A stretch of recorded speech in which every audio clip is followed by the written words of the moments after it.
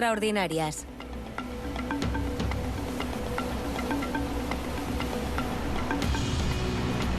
En 1659, tras pasar semanas en la mar, un barco francés llega al peligroso litoral de Senegal. La misión de la tripulación es establecer un puesto comercial. San Luis. San Luis se fundó aquí, en la isla de Ndar, en pleno río Senegal. Cuando los franceses llegaron a estas costas, descubrieron una gran comunidad de pescadores que los ayudó a establecerse en Senegal. Esa comunidad cuenta hoy con 30.000 personas que siguen viviendo de la pesca. Los pescadores viven en el distrito de Guet Ndar, situado en la Langue de Barbarie, una zona geográfica muy peculiar que se halla entre el río Senegal y el océano Atlántico.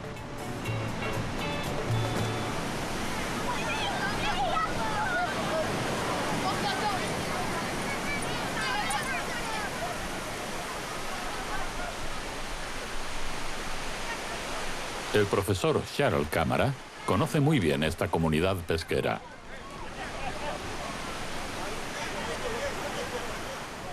Eran los primeros ocupantes de la isla. Eran agricultores y ganaderos en Guet Ndar, que en el idioma wolof significa recinto. Con el tiempo, por supuesto, pasaron a su oficio auténtico, a ser pescadores. Aquí los recibe el pueblo entero. Ni se imaginan lo que ha costado traer los peces, por pocos que sean. Mirad lo furioso que está el mar. Siempre está así porque estamos en una gran costa.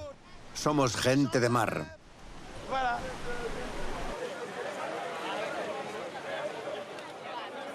Junto al río, las aguas están más tranquilas. Aquí descargan la pesca nocturna.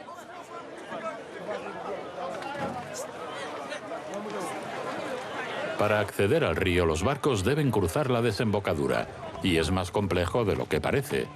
Charles se ofrece a llevarnos. Buenos días, capitán. ¿Nos lleva? ¿El barco es seguro? Me da miedo. Volveremos sanos y salvos, lo prometo. Vale, subo entonces. Por favor, tenga cuidado. Ellos vienen con nosotros. Cuidado, no vayamos a chocar. En los tiempos del puesto comercial, los barcos pesqueros ayudaban a descargar las grandes naves que echaban anclas en el mar.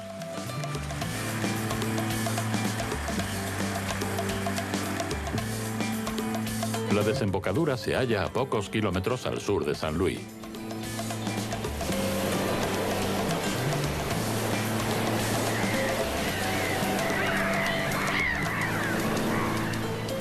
Para los barcos franceses era casi imposible cruzar esta barrera de olas. El problema principal es penetrar en la desembocadura. Las embarcaciones de la época no estaban motorizadas, solo tenían las velas. Se movían con el viento y como la marea es tan agresiva aquí, no siempre lograban entrar. En mi humilde opinión, si se pudiera drenar el fondo oceánico, encontraríamos muchas embarcaciones. Y no lo digo por decir.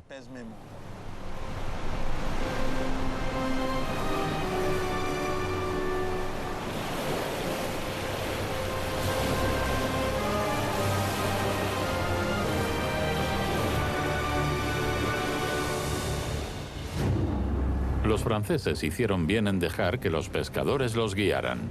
Así evitaban que sus barcos naufragaran y fueran saqueados. Había un acuerdo tácito entre pescadores y marinero. Si el barco lograba pasar, todo iba bien. Pero si naufragaba, perdían una fortuna. Daban a los marineros un día para apañarse, pero después los pescadores se ponían a bucear y se quedaban todo lo que encontraban. Antes de llegar a San Luis, los barcos franceses tuvieron que afrontar los peligros de la costa africana durante cientos de kilómetros. El naufragio de la Medusa en 1816 es un triste ejemplo.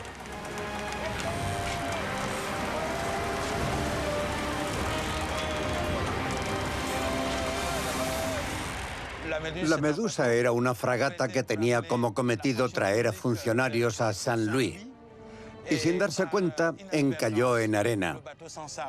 La situación requería una respuesta rápida, así que decidieron hacer una balsa que pasó largos días a la deriva hasta llegar a tierra. Al parecer, no era la mejor forma de salvarse. No había espacio suficiente en los botes de rescate. Durante 13 días, 146 hombres y una mujer flotaron a la deriva sobre una balsa improvisada. Hubo peleas y algunos llegaron a recurrir al canibalismo. Solo 10 hombres sobrevivieron a ese calvario. La catástrofe tuvo un impacto tal en Francia que inspiró a Théodore Géricault para crear su obra maestra, la célebre pintura titulada La balsa de la Medusa. Para imbuirle realismo, contó con el testimonio de 2 supervivientes e incluso visitó morgues y hospitales para pintar esta obra de arte.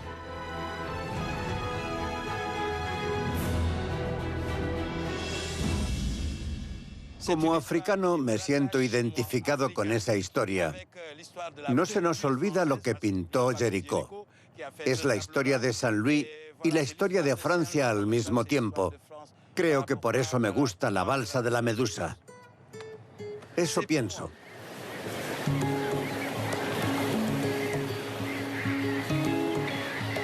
En el siglo XVII, la desembocadura del río Senegal resultó ser un punto estratégico para el desarrollo del puesto comercial.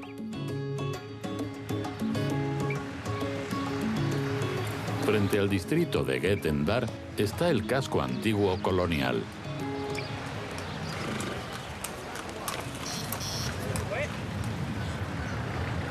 Aquí se establecieron los franceses y fundaron la primera ciudad europea en África Occidental.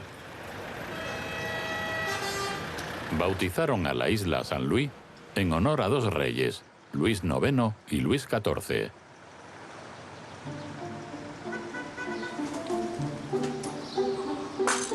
A los primeros franceses que se asentaron aquí no les estaba permitido traer a sus esposas, y muchos tuvieron relaciones con mujeres nativas. Eran las siñars. La palabra deriva del portugués señora. Al no poder casarse, estas cortesanas impusieron un concubinato, algo inimaginable en la época. Los hombres debían reconocer oficialmente a sus hijos mulatos. Los hijos heredaban el nombre del padre y todas las propiedades que hubiera adquirido en África. Estos privilegios procuraron sus fortunas a la nueva burguesía mestiza de Saint-Louis.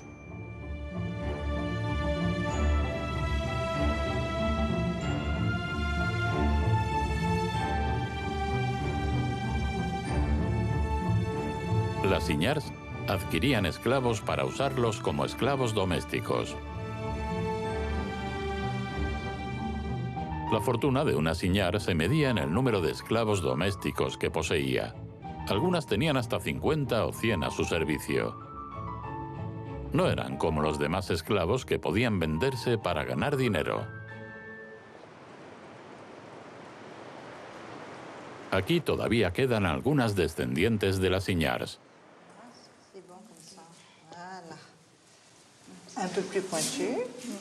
Ariane Réau pertenece a una familia de origen bretón y normando y de distintas etnias senegalesas. Perfecto. Magnífico. Esta directora de hotel quiere revivir el pasado glorioso de Saint-Louis.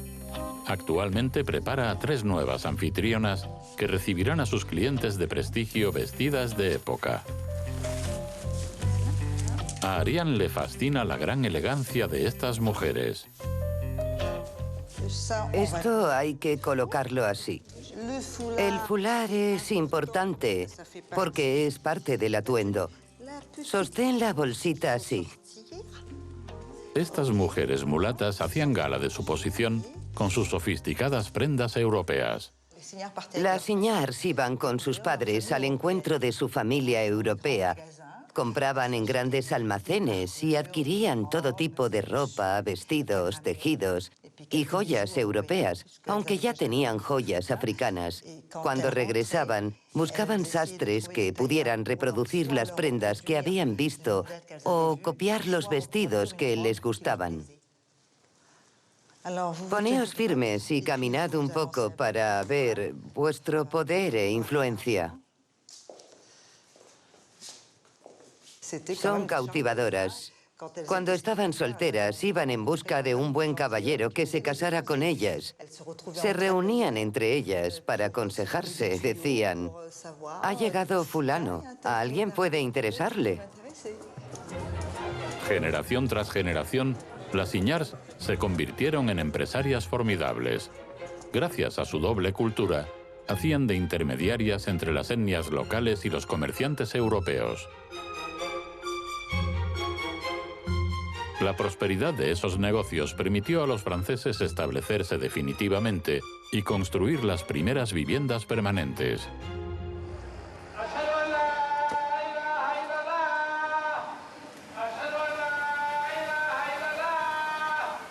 Los colonos construyeron estas casas con balcones. Permitían a las Signars vivir en el piso de arriba y mostrarse sin mezclarse con la actividad de las calles. Hoy día, estas fachadas son un rasgo distintivo de la ciudad y la UNESCO las ha declarado Patrimonio de la Humanidad.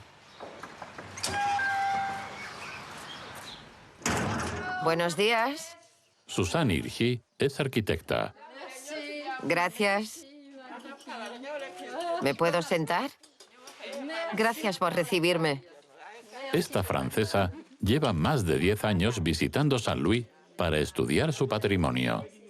Con el paso del tiempo, el uso que se da a estas viviendas ha ido evolucionando. Estamos en una casa colonial y la vida es muy distinta a cómo residían las Signars y los comerciantes franceses. Ahora la familia vive en la planta baja. La escalera se ha desplomado, así que solo viven abajo.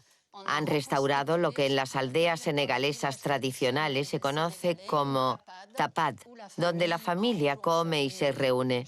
Incluso he visitado casas en las que arriba vivían cabras y la familia abajo.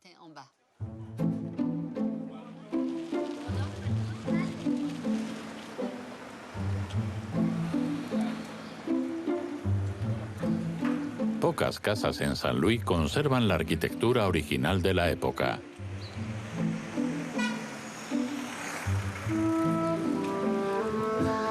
Suzanne dirigió la restauración de este edificio, que se considera uno de los ejemplos más bellos de casa-galería.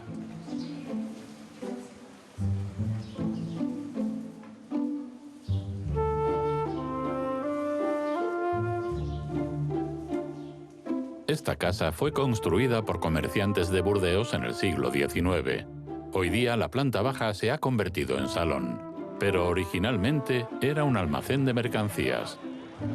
Los salones los diseñaban las Signars, dando lugar a una mezcla entre estilos francés y senegalés. La gente iba de un lado para otro. Había mucho jaleo. Así que creaban espacios tranquilos, protegidos y lujosos. Crearon estas famosas galerías que son, digamos, el equivalente de los salones en las casas contemporáneas. Aquí se sentaban en butacas cómodas con sus hermosos atuendos de Signars. Era una vida espléndida.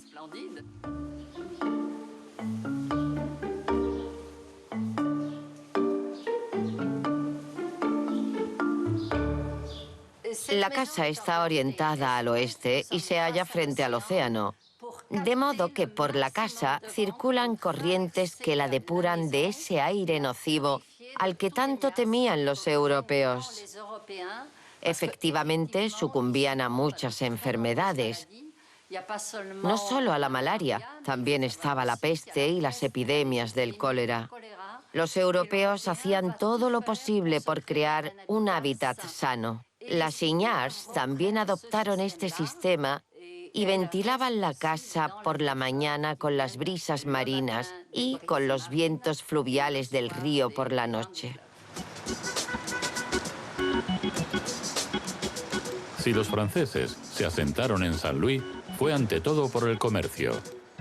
Por la goma arábiga, muy codiciada entonces, pues con ella se enriquecían. Los comerciantes cambiaban esta resina de acacia por cuencos de cobre, espejos o tabaqueras llenas de especias. Como entonces, la región de Ferlo, al noreste de Senegal, es la zona donde más goma arábiga se produce. Las acacias casi han desaparecido y se ha convertido en un producto raro en el país. Estamos en Dara, a más de 2 horas en coche de Saint-Louis. Morsar es uno de los mayores vendedores de goma arábiga de la región. ¿Qué tal? ¿Cómo va todo? ¿Cómo está la familia? Alassane se encarga de cosechar la goma. Guía a Morsar por la maleza. Aquí crece en estado salvaje una especie de acacia cuya savia rebosa goma arábiga. Para extraer la resina, Alassane primero debe despojar al árbol de su corteza. Hay que dejar que el árbol sangre durante un mes para obtener la apreciada goma. Es muy difícil obtener la goma, porque cuanto más sangran los árboles, menos producen. La cosa se complica más aún cuando lleva tiempo sin llover.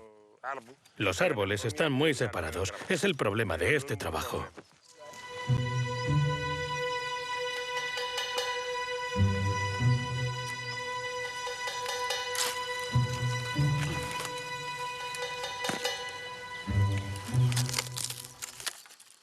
Esto es goma arábiga auténtica. En esta región, cuando alguien enferma, se tritura y se mezcla con leche para curar males de estómago. ¿La recoges cuando bajes? Sí, cuando baje la recojo.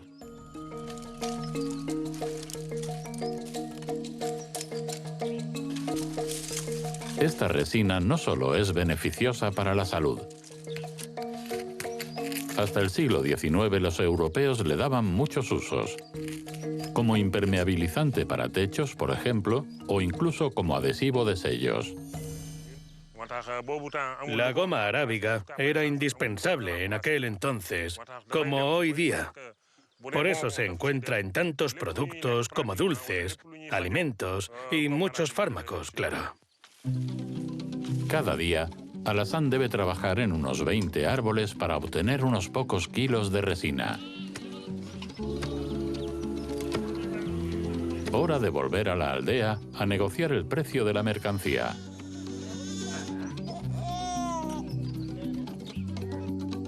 Alassane presenta su cosecha en estos sacos. Contienen alrededor de 300 kilos, fruto de 5 semanas de trabajo. En aras de respetar la cultura del trueque, Morsar recibe parte del pago en sacos de arroz. Para concluir la transacción, el resto se paga en metálico.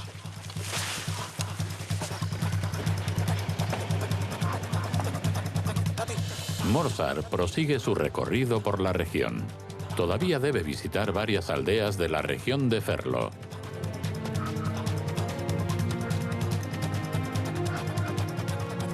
En el siglo XVIII, este producto procuró una fortuna al puesto comercial. Y Saint-Louis, que ya era un importante centro comercial de oro y esclavos, empezó a atraer cada vez a más población, mayormente musulmana.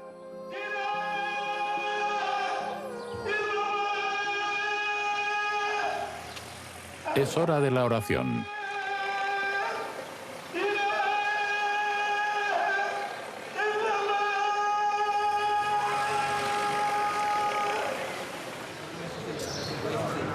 La historia de esta mezquita es fascinante. Su construcción, que data de mediados del siglo XIX, fue bastante complicada pese a que la población de Saint-Louis era mayormente musulmana. La prominente comunidad de mestizos se oponía a su construcción. Acabó por ceder, pero con 2 condiciones. La primera, que la mezquita se construyera fuera de la ciudad, en pleno campo. Y la segunda, que en vez de almuédano, el minarete tuviera una campana y un reloj para indicar las horas de rezo. La mezquita de Saint-Louis es la única del mundo que tiene campanario desde su construcción.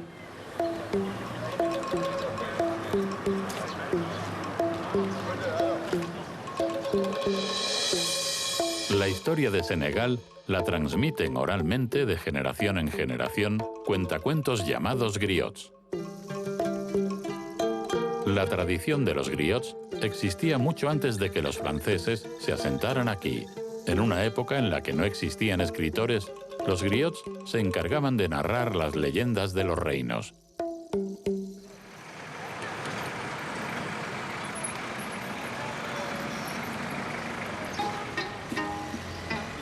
Los griots de hoy día usan la radio para contar sus historias. Buenos días, queridos oyentes. Estáis en Teranga FM, la voz de San Luis.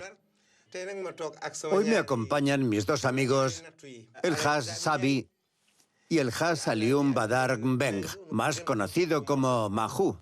Golbert fundó Radio Teranga hace casi 20 años.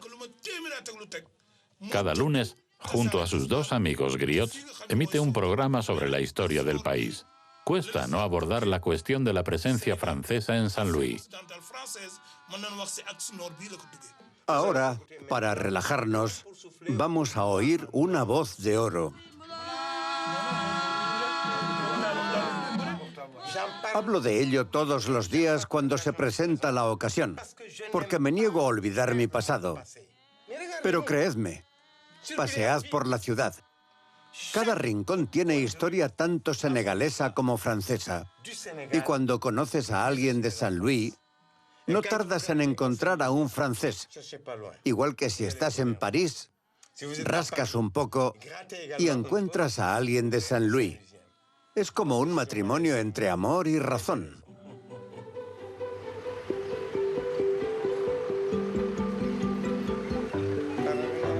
Gracias a su emisora de radio, Golbert tiene muchos oyentes. En una ciudad en plena modernización, el periodista vela por el respeto a las tradiciones.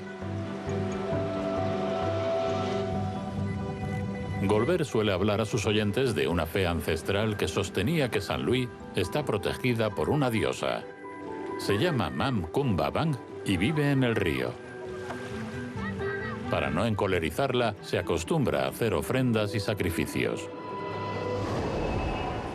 Golbert acude al mercado de la ciudad a comprar los ingredientes necesarios para el ritual. ¿Te he dado 1000 francos? Eso es. Quédate la vuelta, es un regalo. Es cuajada, con ella se hacen ofrendas. El espíritu la necesita. Es sumamente importante. Tienes que poder consumirla tú mismo. Golbert se dirige al río a hacer una ofrenda de cuajada y un paquete de azúcar a la diosa apodada Abuela. Mam Kumba Bang, protectora de San Luis. Bendiciones, abuela. Larga vida en estas aguas.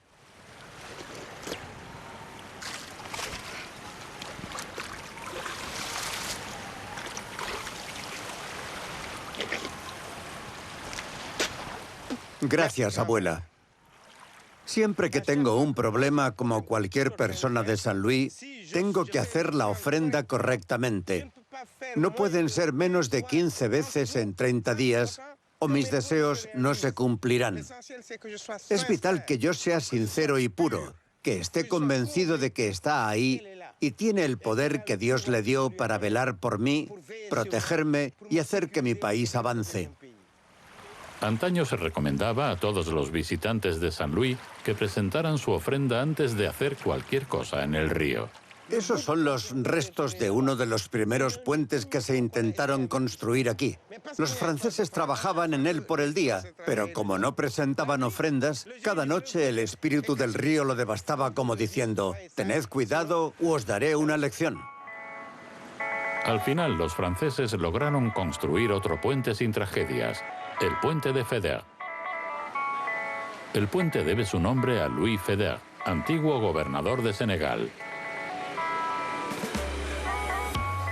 Esta estructura colosal se inauguró en 1897. Mide más de 500 metros de largo y es toda una obra maestra. Gracias a él, la isla de San Luis ya no está aislada. Más de 70.000 personas lo cruzan a diario y su construcción no ha despertado la ira de Mam Kumba Bang. Es fabuloso. Desde que se puso la primera piedra hasta su inauguración, 0 accidentes. Se ha creado empleo. Tenemos un puente nuevo sin parangón en toda África. Toda la gente de Saint-Louis se enorgullece del puente de Faidherbe, y yo en particular también.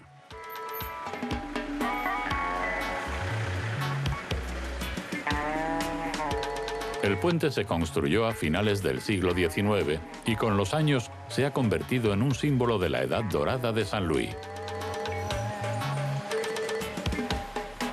Fundada por viajeros marroquíes y enriquecida gracias a marineros franceses, Saint-Louis atesora el legado de sus orígenes variopintos. Es la Venecia africana, un lugar donde rompen las olas de la historia y del océano. Hey yo, y'all like definitely close up,